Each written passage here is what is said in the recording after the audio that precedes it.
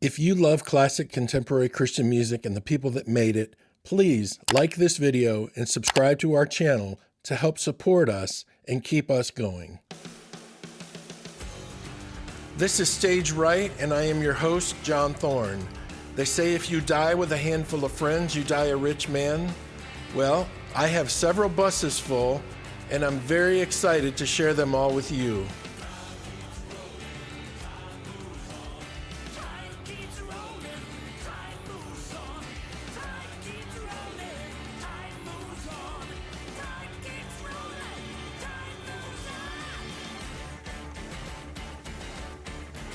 Welcome to Stage Right. I am your host, John Thorne. This is episode 28. So before we get to part 2 of my conversation with my good buddy, Chuck Connor, I want to say thank you to everybody that has reached out through Facebook Messenger or through email. You can email the show at john@stagerightpodcast.com, john@stagerightpodcast.com if you want to get a hold of us.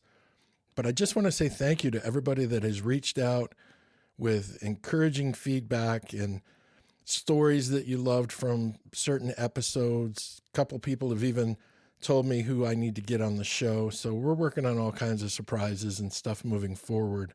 But thank you to everyone that has reached out and encouraged us along the way. So I appreciate it very much. Hey Rockstar provides digital marketing software and services to generate more leads, more exposure, and more revenue for your business or organization. Let Hey Rockstar amplify your awesomeness. Well, without any further ado, I am going to get to part 2 of my conversation with my good friend Chuck Connor. Dude, it's just so crazy when you look back at all the artists and the writers and the musicians and stuff that you and I had the privilege of working with. It's remarkable how special and unique and gifted they were. Yeah, that's true. And you know what? At the end of the day, man, I know, and especially in CCN culture back then, some of that stuff that we might have felt like at the time was pretty cheeseball or whatever, that always got really popular. There were always 10 other great songs, dude, that you were proud of, or sure that even your musician friends liked. you know, but there was always plenty of good content behind a lot of that. So and thankfully, we got, in addition, like I was telling you, in addition to playing some of the popular stuff, got to play some great songs, man. And gosh, dude, that's been a long time ago, and he's been doing, solo records ever since. And I think, dude, some of his best writing has happened probably in the last 10 years. I remember his first couple of solo records. I was like, dude, why weren't you writing that? Yeah, why didn't you write that? I would love to play that, And funny enough, dude, I actually have gotten to play with him from time to time through the years. Some of it just acoustic stuff, and a couple of times on a kit or whatnot. But right. We're still friends, man. Crazy as it sounds, we're still getting to do some ministry stuff together. Right. Tell everyone what you and him are doing these days. Yeah. So years ago, this was back when we were playing music together, man. And I'll try to keep it short, man. I don't know how long you want. Dude, we have all day if you want it. Dude, our bus was like a rolling sporting goods store, by the way, just so you'll know. I mean, you have a bunch of dudes in there that love football and baseball. And so, we had gloves and footballs, and there's a couple of hunters in the bunch, man. We had archery targets. It was crazy, dude. I mean, and so Geoff had told me, he's like, man, if I ever get a chance to take you pheasant hunting, dude, you would love it. And I grew up doing some wing shooting and things, and I was like, that sounds awesome. Long story short, we ended up out in South Dakota, and he called some guy, and this farmer out there, who is actually a good friend of mine now, told Geoff, he's like, hey, man, you guys bring your bus up to my place. I'm not going to be there for a while, but I'll leave you a map on my back porch and a couple of guns and some shells. You and anybody that wants to hunt, you guys can go out there and walk some of those fields on my place and maybe kill you a pheasant or two, and then I'll meet you guys and we'll have supper together. Oh, man. So, only Geoff Moore, man, king of adventure, dude. He right. We got an off day, and he's giving our driver directions down these dirt roads and stuff. We're out in the middle of this beautiful farm country and end up at this little farmhouse, and man, for a kid that grew up hunting and fishing and had been so busy in Nashville, he hadn't, smelled any gunpowder for years. I was dying to get outside and do something like that. And That's terrific, dude. it was awesome. And this guy left a piece of paper on his back porch with a little map of the property and a couple of guns. And Geoff and I went out and walked these fields and killed my first pheasant. And it was just surreal. I was like, God, this is incredible. Well, fast forward, it seemed like everybody in the band got interested in hunting at the time. So next thing you know, we got more guys with shotguns and stuff, and we would end up passing through South Dakota during hunting season at some point along the way. And coincidentally. Oh yeah. We're just going to divert 500 miles tomorrow, guys. Got a little pit stop. We're like, woohoo, Right. And so we got to go out and pheasant hunt at this guy's place through the years. Well, after the band dissolved and stuff, Geoff and I went out to this guy's place to hunt with him a couple of times. And I remember vividly while I was out there, he and our friend Andrew just kind of dreaming out loud on some napkins, right. With a pen and going, it'd be awesome if we had some kind of faith-based outfit or hunting deal where we could maybe take some guys that couldn't afford it and try to do something that was really, really built around fellowship and encouragement and get to do some of these really awesome things that the Lord gives us to do, outside. And anyways, that thing began to get some legs, and Geoff started this thing called Dakota Fellowship Lodge, and then it evolved into what is now Fellowship Adventures. So that's where it all started, was out at that guy's farmhouse in Alpena, South Dakota. That's crazy. That thing got some legs to it, and it started off just a pheasant hunting lodge.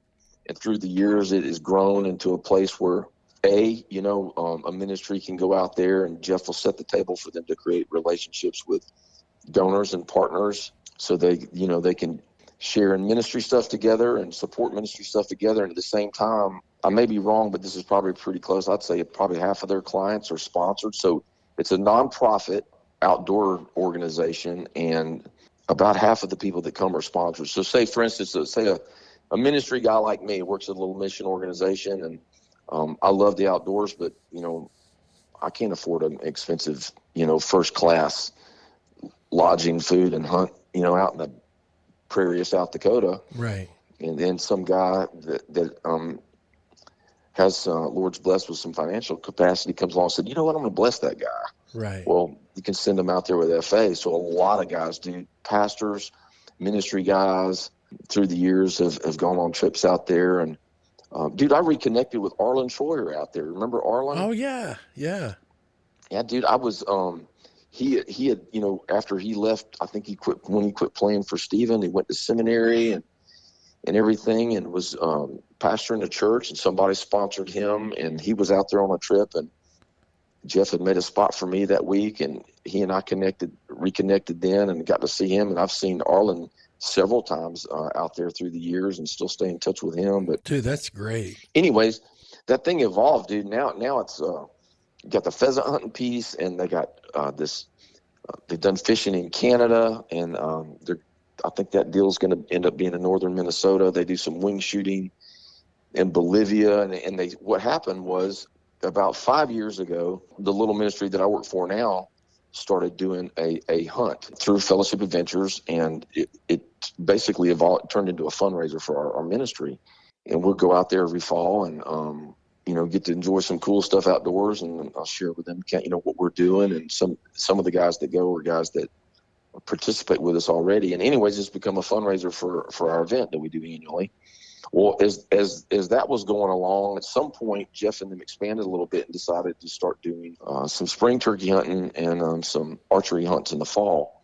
And so I started helping a little bit with that. And a couple of years ago, I just fell into a kind of a part-time gig, man, where I'm working with Geoff again. So I'll work for Fellowship Adventures in the spring for like this. I'll be out there for almost a month this spring. And then in the fall, I'll go out there and I kind of help run the turkey camp and deer camp and do some guiding. And so that's kind of how we're connected. And then in the middle of that, man, Geoff has just been super gracious, and we've done a couple of events together to help the organization I work for. He's actually been on a mission trip to Brazil with me. Oh, cool. Yeah, man. So hey, dig in deep. Tell everybody about the organization that your dad built that you run now. Okay, so I know we're kind of flying all over the map here, and I got ahead of myself there. Sorry. No, it's all part of your story, dude. It all ties together. Go ahead. When the Distance dissolved at the end of the 90s, this is right around 2000.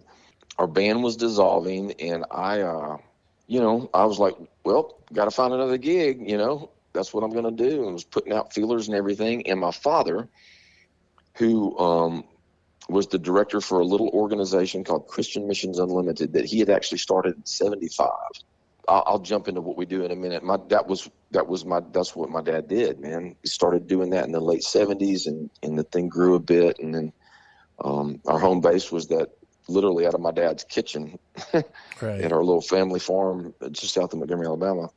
My dad had been doing that and taking volunteer groups to Brazil to build churches. And, dude, I had no plans. It was never on my radar to ever work for my dad or anything like that. Didn't feel like that was my calling.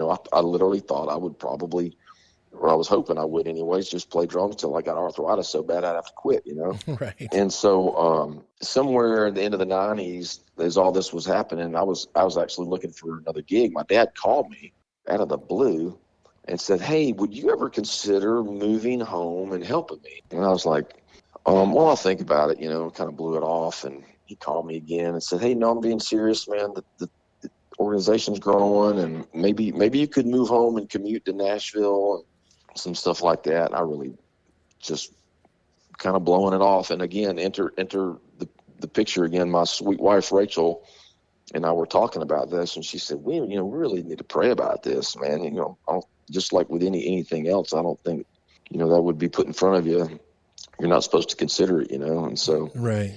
man, dude, as we began to kind of walk through that and pray about it, I just got these clear signals, man, that it was time for me to do something different. Huh. That it was time for me to step away from that. We'd started a family, a little girl named Josie, and Right. when you start a family, man, the road thing gets a little tougher, and you got kids and stuff. And so that probably made me consider a little bit more than maybe I would have when I was single, for sure. Right on. But we just felt like it was the right thing, man. And without getting to a whole lot of stuff, man, we just knew it was right. And so we moved back to Alabama, and literally we went ahead and moved our furniture into a storage house. A storage facility. Right. Here in Montgomery, and the plan was we were going to move home and live in a bedroom on the end of my dad's house for about 6 months till we could figure out where we're going to live. That's how we were going to transition. Wow. So we went ahead and moved all of our stuff, and I was still playing shows with Geoff, and I literally got everything moved home except for my drum kit.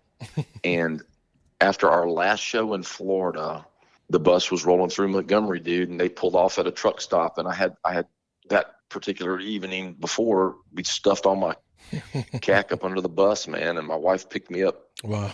And I threw my drums on the back of a pickup truck, man, and Wow. came home. That's how I got home. And so, you're gonna laugh at this. So, dude, I don't even know what I'm getting into. I just know I'm supposed to do it. Right. And I grew up around it. I knew my dad took volunteer groups to Brazil, and I knew in my head it was an awesome thing that the organization was doing by giving a church building to an existing congregation that didn't have the means or resources to have their own building, and in their world, having some validity as well as credibility in their community was life-changing for them. Right. I knew that, and so I knew it was good work, and here I go. I'm going to move home and do this. Well, through the years playing music and being on the road, the one thing that I observed that I wanted nothing to do with was to be a road manager. Man, dude, I would watch those guys go up to the hotel desk, and there would be problems, and then there would be problems with logistics, and there would be problems with travel and transportation, and just all the headaches and all the hours. And dude, more than once, I remember watching those guys and saying to myself, I will never do that. I don't care how how bad things may get. That's one gig I will not do. Right. Well, dude, I get home, and the next thing I know, man, I'm dealing with airline schedules and booking flights and talking to our Brazilian partners about transportation. I'm like, oh my Lord, I've become a road manager for a mission organization. I mean, that's exactly what I was doing. That's awesome. So, again, I learned never say never, right? Never in a million years. So that's kind of how it started. Then, years later, I started actually going on trips once I kind of learned what was going on and how we were doing things, started leading volunteer groups down there myself. So that's how I ended up with Christian Missions Unlimited. And then, like I said, through the years, Geoff was big encourager and advocate of what I was involved in, always stayed in touch. And then eventually we got to go on a trip together, and the Lord just kind of, in a lot of cool ways, enabled us to keep doing some ministry stuff together all these years. I would have never in my life, thought that would have happened. I can remember many, many times, having a prayer backstage before we went out to play, and he would always ask, hey, where's your dad now? And we'd pray for my dad and the teams that were down there. And I just never thought that I would end up doing this. And here I am, 20 years later, that's what I'm doing. Right. Well, tell everyone why it was important you went back when you did in relation to when your dad actually passed away. Oh, yeah. So that's a good question. So when I went back, he just needed some help. And, right. He was doing more trips, taking more people, and he's getting older. And sure. At the time, dude, I didn't know any of this was coming. I just felt like it was where I was supposed to be, Right. And so I think like I told you, I think it was around 2000 that I moved home and started doing that. And then my dad in 2000, so I've been there almost right at 10 years. Okay. And my dad passed away in January of 2010. Wow. And when he passed away, that's when our board of directors, they felt like, I was supposed to take the mantle from him. And, man, looking back, dude, it's just God's providence, man, that sure I came home when I did. And right. Well, getting to see both parts of the ministry, the office part and then the travel part, getting to do all of it with him. Yeah, man.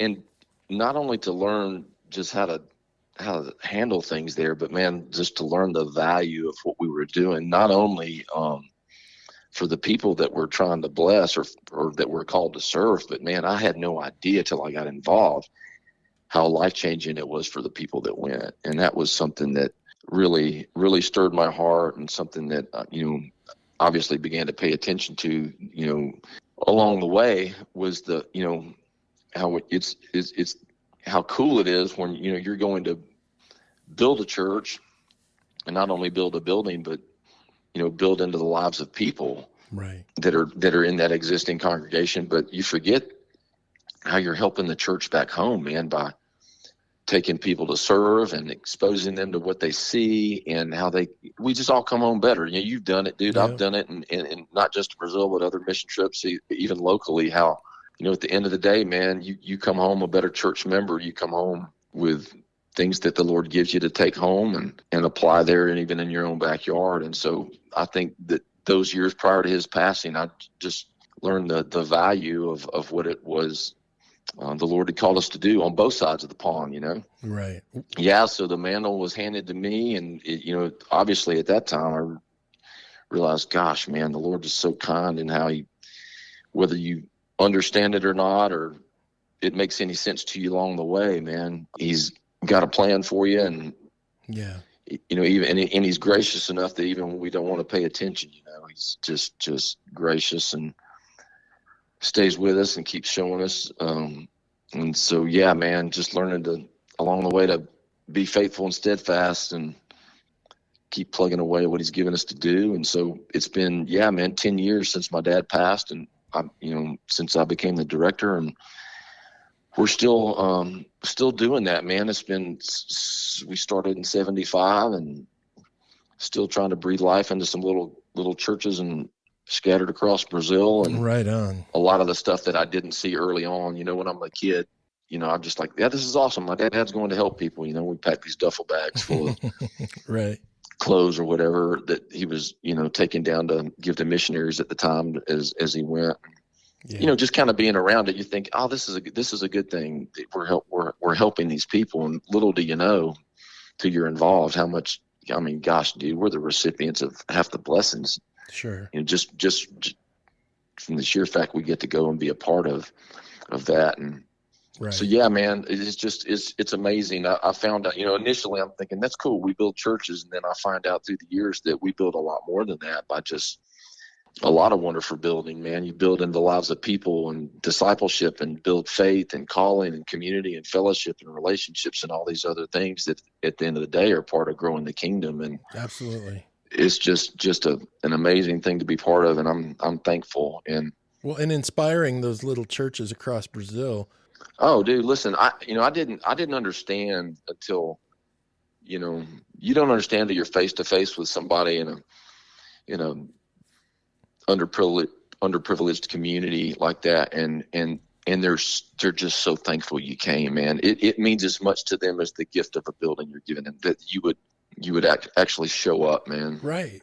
I literally didn't know till I started going the value in just being present, man, and breathing the same air that they do, and letting them know in person that you love on them. The body of Christ, encouraging the body of Christ there, and then at the same time getting to point people to the Lord in those communities. It's just unbelievable. And what's crazy, man, kind of my dad's motto was, you got to go, man. We can't just send the money. And here we are, all these years later, with this crazy pandemic going on, and we can't go. Right. But the Lord's kind there too, man. He's given us other things to step into that are purposeful and what he has for us at this time. And it's funny how we think when all this starts, it's almost like we have this attitude, man, what's the Lord going to do if I can't do my thing? Right. It's absurd kind of what starts creeping in your head. Gosh, what, and he just gives us these other things to do, and his plan is bigger. And like right now, man, I think it started last spring when we found out we couldn't go. Our partners down there said, hey, man, our biggest need right now is not to build some buildings, but to help some people that are hurting. And we formed a food program with our partners there, that through some of these small community churches that we've helped build in the past, we were able to start a food program so that we could bless them and help them do ministry. So we're able to send some money down, and these the pastor himself or some of the members in those churches are out blessing families that haven't had work for, some of them, over a year now. Right. And are just physically hungry, and are able to bless them with food baskets that'll take care of them for a month. And man, man, the relational side of that, and how these guys are getting to share the gospel with people that may never come in the doors of their church, and the relationships they're creating, and just being hands and feet, man, being able to bless them and give them an opportunity to minister has just been unbelievable. I never saw anything like this ever coming for us, but it's what the Lord has us doing right now. Well, to me, the best part about it, Chuck, was you not only got to spend 10 years with your dad in ministry, but you got to spend 10 extra years with your dad as his son.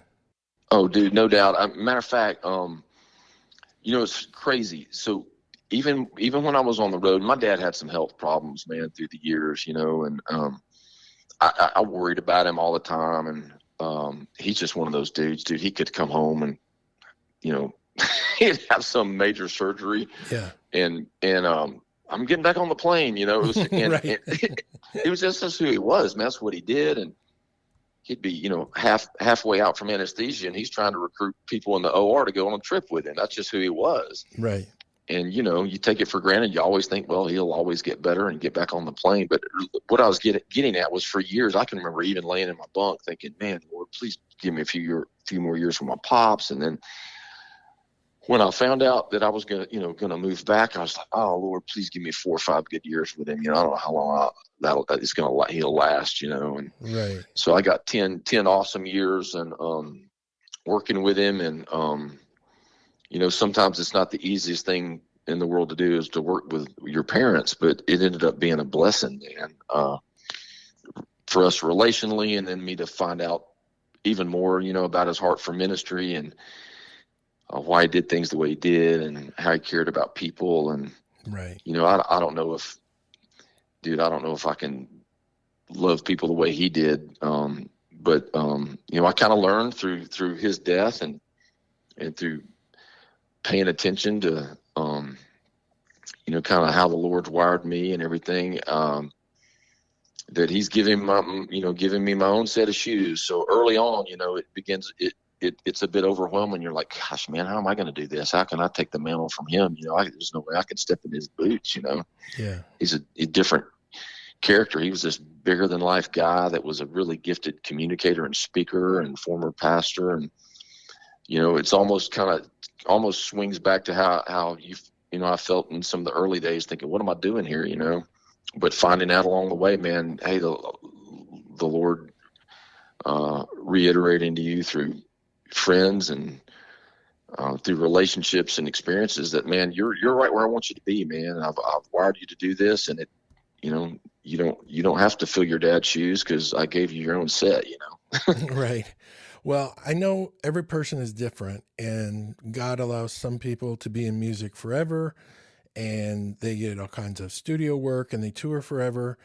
And then there's those like you and I who come to a certain point in our life where we can either keep doing what we were doing, or God asks us to do something different. And like you, I chose to follow the path God opened up for me and went a different direction, got into video, worked as a worship arts director, done a lot of events and stuff behind the camera. I have nothing but respect for the choice you made and the decisions you made that led you to where you're at now. Oh man, well, thank you, man. It's just God's grace. At the end of the day, I'm thankful. If you would have told me 2 years prior to that, man, I'd have probably bucked it pretty hard. But the Lord's timing's always perfect, man. It's just crazy to think about. But I was I was just in a place when that came along that my head and my heart were open to that, and to doing that. So when it came time, man, I was really at peace about it. It wasn't like if it had been any other time, I would have probably come home kicking and screaming, but right. I just knew it was the right thing, and I just felt at peace and content, man. I was like, man, I'm blessed gosh, man, how crazy is it that, with not coming from a musical family and, just, not one of the cats that was just blessed with everything, but had to work real hard, and chisel pretty hard to make some progress. Musically, you had to work hard at it, and then kind of figure out what your wheelhouse is. I just felt super blessed and thankful I got to be involved when I did. I mean, looking back, dude, what a great time to have been involved in all that. I'm just super thankful, but I was just in a place where I knew the timing was right. And so yeah, it wasn't like I had, I didn't feel like I was making some big sacrifice or anything like that. That's kind of where I was headed with that, Yeah. Just knew it was the thing to do. I didn't know what I was getting into. Definitely scared the heck out of me. and there were times early on I thought, what have I done? Right. Right. Well, 1 Samuel 15 says that obedience is greater than sacrifice. And you might not think it was a big sacrifice, but the obedience part was huge. Oh man, dude. Yeah. And I'm still learning that, man, still learning, gosh, man, I say this all the time to people. Sometimes we're on trips, just like, gosh, man, the Lord, he doesn't want you to be extravagant, because he is. And yeah, you don't have to do anything, you don't have to do anything crazy, man. He just wants you to be faithful and steadfast, man. Just be obedient, be faithful and steadfast, and be content in that with whatever it is he has you to do, man. And so, I certainly don't have all that figured out, but that's kind of where my head's been the last 4 or 5 years. And, man, dude, do we get time for me to tell you a quick story? Absolutely. So along the way, and this was after my dad had passed, but I was in Brazil, and we'd had a long summer, dude, and it was one that just beat me up, man. I was on the plane a lot and not getting any sleep, and we just it can become just like being on the road, dude, where you're Yeah. just like, man, I just want to start checking the calendar off till I get home, Right. and that's kind of where my head was. And I was tired, dude. I was literally weary. I was tired to the point that I don't even know if I was recognizing anything good that was going on around me. You know what I mean? Yeah.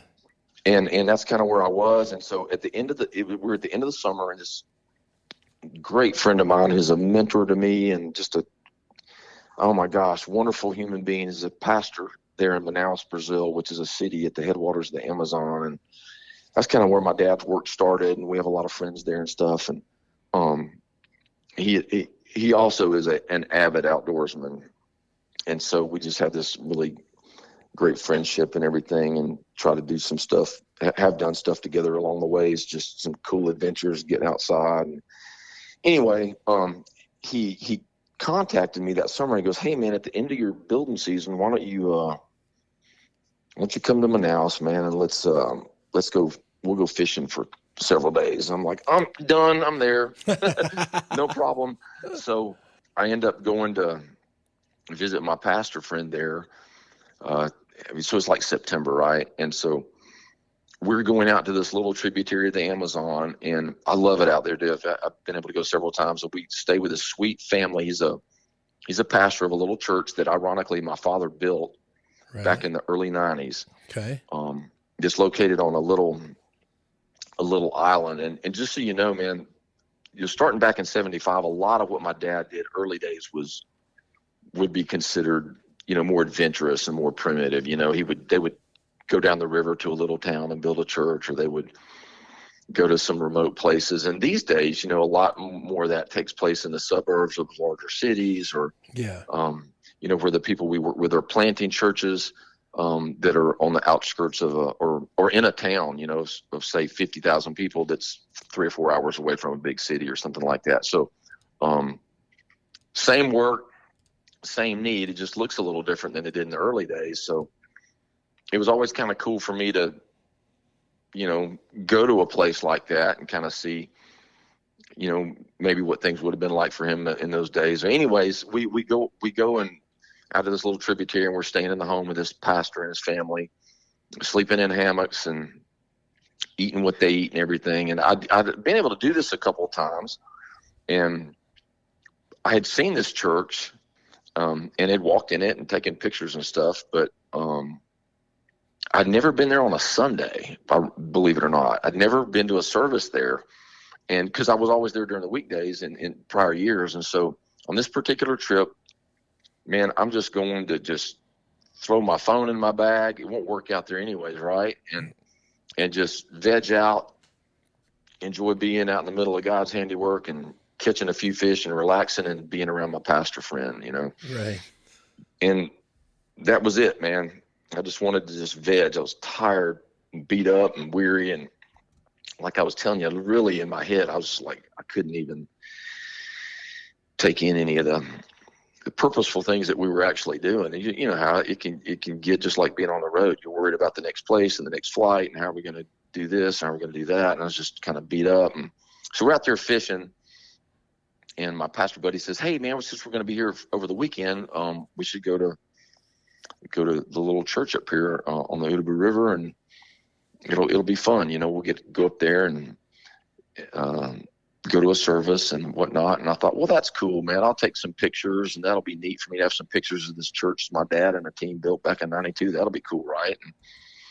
And then spend the rest of the afternoon relaxing. Well, we go to this little church, and it sits up on a hill, and it's just, dude, it's gorgeous. It sits up on a hill and on like this peninsula, and overlooks this beautiful bend in the river, and it's just stinking gorgeous. And we go there, and you have to go by boat, man. By the way, it's right. There's not a little town connected to it. It's very different than the places that we go these days. Yeah. And almost like you're back in time. And so we're sitting up there on the steps of this little church and just talking, and it's just my pastor friend, the pastor of this little church, and some of his family members, and he's opening the doors and get things ready. And we're sitting there, and we start hearing these little boat motors, pop, pop, pop, pop, pop, pop, these little, and my pastor buddy says, "Hey man, people are on the way to church," and I'm like, "Oh, this is crazy, man." So I look down, and there's I see a couple boats come around the corner, and there's probably, I don't know, 30, 35 people that attend this little church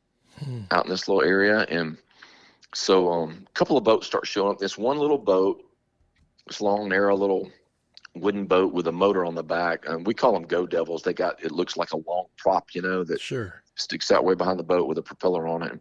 They come around the corner. It's this cute, sweet looking little couple with a couple of kids. And the husband's driving the boat with one hand, and he's holding an umbrella over his wife with the other, because it's 8:30 in the morning, but the sun's already beaten down, and your skin's already shining, from the humidity. And they pull up on the bank, and they get out of the boat, and the mom and dad, they grab the hands of their little kids, and they start up this hill. It's about 100-yard walk from the water up to the church. And I'm thinking, man, that is crazy. I live in a world where I watch people, bail out of a Suburban or a Tahoe, right. And drag their kids across the asphalt, kicking and screaming to church. And Yeah, it was just so different. They arrived in a boat, and they're walking uphill to church. And I thought, well, that's sweet, and I pretty much thought that was the end of it. Well, they get up there to the church, and I don't speak Portuguese very well, so we're talking with this couple through my pastor friend, and we go in the back of the church and sit down on the back pew, and I got to hear her story. And so her name's Vanya, and she said that when she was 5 years old, she lived there in a nearby community, and she said, I remember your dad coming here when I was a little girl with a group of Americans to build this church. And I was like, oh my goodness, And she said, I sat under a shade tree over there on the side of the lot here, and watched them every day. And she talked about how sweet they were and kind they were to everybody in her community. And she watched the church get built. And so I'm trying to remember exactly what year this was. I was down there, maybe it was 2015 or something. So, man, it's like 2000. It's like almost 15 years, I guess. right. From the time the church was built. No, longer than that. Yeah, So it was longer. built in 92. So 2002, 23 2012, 20, we're looking at 22, 24 years later. Yeah. And so she goes on to tell us how, the group of Americans showed up and loved on her community, and they built that little church, and that how after they left, her parents started taking her to that church. Oh, wow, dude. That's awesome. And that's where, and she started sharing these songs about Jesus and learning them, and she heard the gospel. Oh, It's where she gave her life to Christ. oh, dude. And then she grew up in that church, with those older saints, so to speak, pouring into her life and discipling her. And then that's where she met this Christian man that she fell in love with. They were baptized right there in the river, and they started a family. And that's where they were taking, her little boys. Dude, I'm going to tell you, it's hard for me not to even cry when I tell the story, because I was just blown away. It's another one of those, clock stopping moments for me, where I was like, dear Lord, man, I had, getting so busy, Right. just doing, you forget sometimes the magnitude of what God's doing, just through your faithfulness, whether you, even feel like it or not, or whether you're getting warm fuzzies while you're doing it, Right. I imagine, dude, that moment must have made your dad and all the years he spent down there so real for you. Oh, dude, man, I just all of a sudden felt very remorseful for some of my attitude. At the same time, it was just so encouraging, man, to go, gosh, because that may not happen every time you go. Yeah. It may not, it may not, we know it doesn't, but it does, it happens. There's people that not only what you see, but I guess what I'm getting at is, we don't always see the ripple effect of just simply being faithful. And that's just kind of what jumped off the page at me. And I remember I literally walked out of that building going, God, please don't let me get tired of doing this, Right. And I get home, man, and first Sunday I'm home, my pastor's teaching out of Galatians, man. I'm like, oh my gosh, man, the Lord's really telling me something here. And just, man, not to grow weary or tired, but be faithful and steadfast. That's the deal, man, in doing his work and knowing that there will be fruit from it. Absolutely. Just really that point in time is something that happened along the way that really kind of began to frame things for me moving forward, since this thing had been, put in my lap. And so just a blessing to be a part of, dude. That just really kind of helped shape my heart and my mind. And so I just try to hang on to that, man. Fast forward to now, just do what we're supposed to do, what we're called to do, and just be faithful and know that, whether I see the fruit of what we're doing right now or not, there will be some down the road, man, because he's faithful. So right on, dude. All right. Before we move on, tell everyone where they can find you, where your website is, where they can keep up with you, where they can support you if they feel like they're supposed to. Where are you at online? Yeah, it's real simple, man. ChristianMissions.org. ChristianMissions.org. Yep, you can go there and it'll tell you a little bit about, our core ministry, which is in Brazil, and then also a little bit about we have a small home mission element that I haven't even talked about, man. After my dad passed, we weren't sure what we were going to do with our family farm or anything, and lo and behold, man, another long story short, we ended up turning it into a bunkhouse. Oh, cool. And so from time to time, we'll host. We do some staff retreats there, man. We're still doing some work on it now to make it more of a retreat place for, especially small church staffs that need a place to retreat or do planning. And then we'll host sometimes mission groups there that are looking to do stateside stuff from time to time because of my ministry partners that I have around here. They'll make me aware of maybe some needs that they have. So it gives me a chance to for us to be a ministry that helps other ministries sometimes. So we might host a student group or a group that has some carpentry skills or something. We'll host them here at our place, and then give them some mission projects to do. And then, so yeah, man, we have a little bit of stateside stuff that we do. And it's funny. We call it Chuck's House, is what we call our home mission element. And it sounds like the cockiest thing in the world, but it's really not named after me. It's named after my dad. Right. It was done to honor him. And our place was always a revolving door, for students and young people when I was living out there, and, doors never locked, and it's crazy, man, to see some cool ministry stuff happen there, right there. And, my dad's living room or on the back deck that we got there now, and, get to do some things, pour into some people's lives, on this side.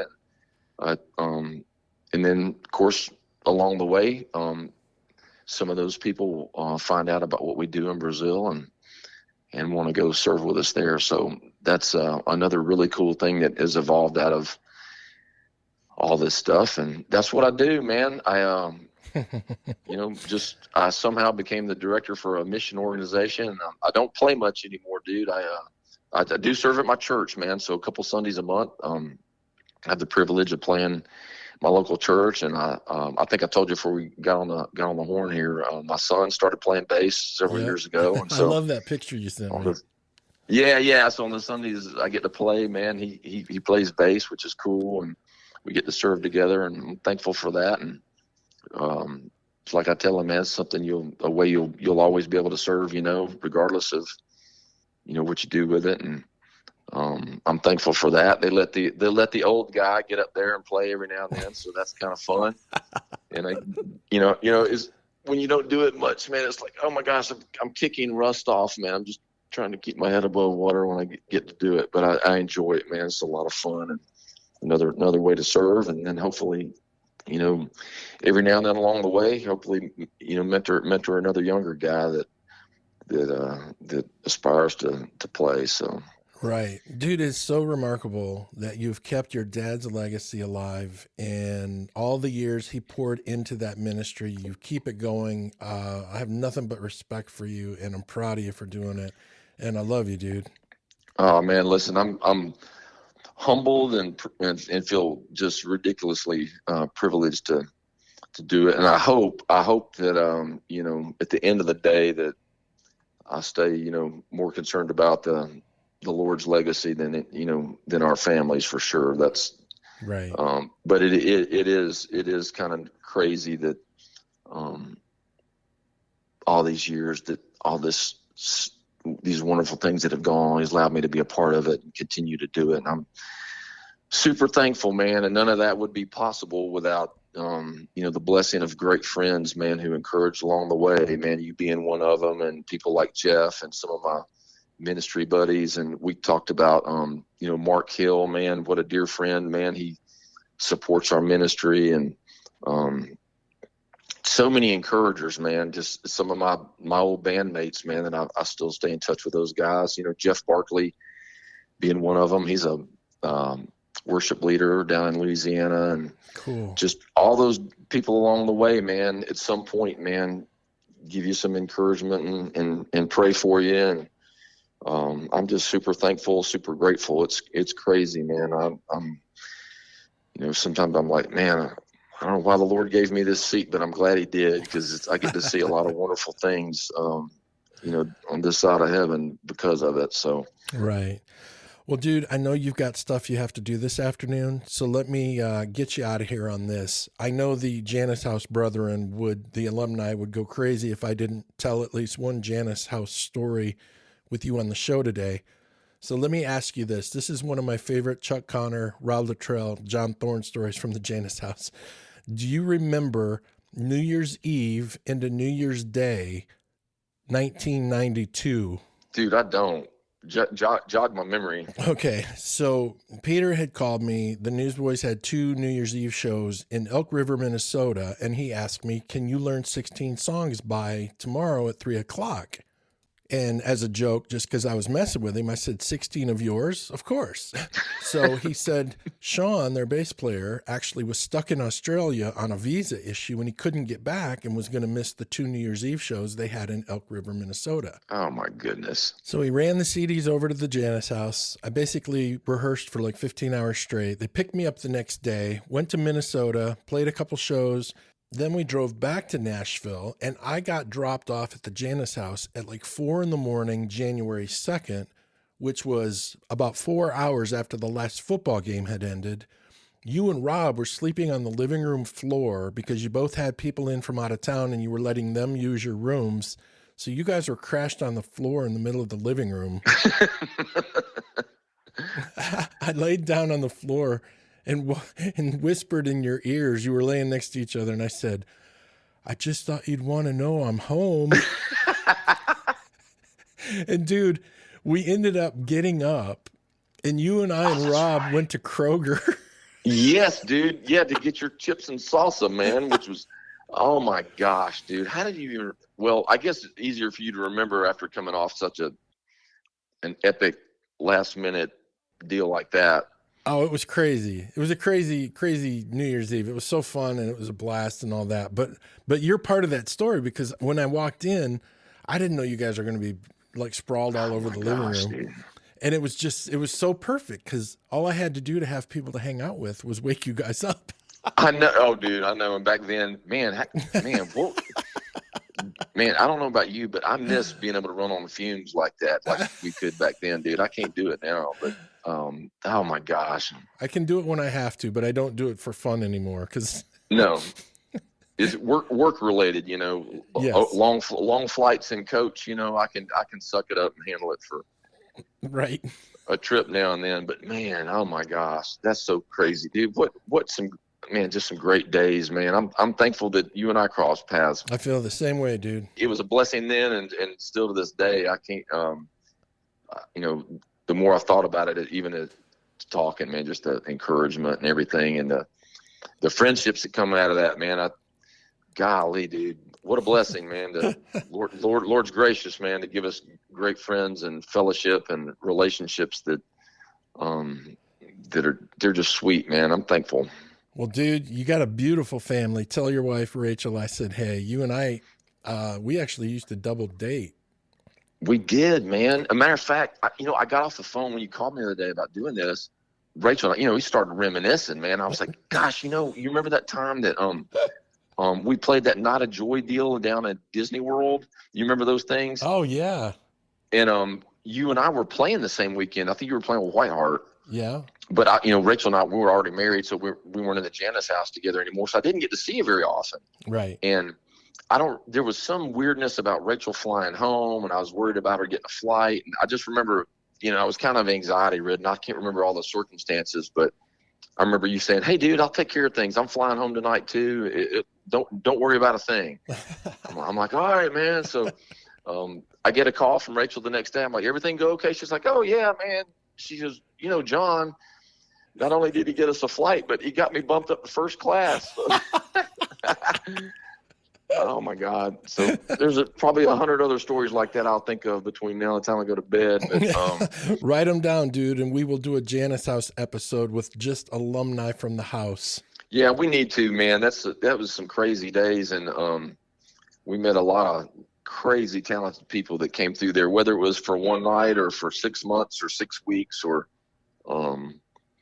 we'll have to revisit that. We won't mention anybody that got voted out of the house, but we'll just stay on the good stuff, Dude, it's funny because everybody hears about how we talk about great musicians and fun and all that, but the magic of the Janice House was also that everybody were great people. Oh, dude, no doubt about it. And dude, where else could you find a place where you got fellowship that's great like that, and the hang's great, and the encouragement, and there's no telling how many people got turned on to other jobs or gigs from being in that circle. And then you had a place where, you could, even after you didn't live there, you had a lifetime pass to come rehearse there. Yep. The whole thing was pretty cool. And when it was all said and done, dude, we have a list of lifelong friends. Yeah, absolutely, man. I wouldn't trade any of the worst days during that season for the friendships that came out of that, man. Oh my gosh, dude. We're all blessed on that end, man, and I'm thankful that we connected there, and thankful for all the friendships that came along the way, as well as the stories, man. It keeps you laughing. It sure does. All right, dude. Well, I'm going to get you out of here. You have a great day. I love you. I'll talk to you soon. All right, buddy. Love you, man. I'll talk to you soon. Hopefully sooner than later. Right on, dude. My special thanks to Chuck Connor for being my guest today. Thank you for listening, and thanks again to those that have reached out through social media and through email. If you want to reach the show, email me at john@stagerightpodcast.com, john@stagerightpodcast.com. After 6 months, we are reevaluating, recalibrating, and only making things better. We've got several surprises coming up in the next few weeks. I can't wait to tell you all about it. My guest next Friday, Mike Childers, longtime friend and drummer, current tour manager for Scotty McCreery. Have a fantastic week, everybody.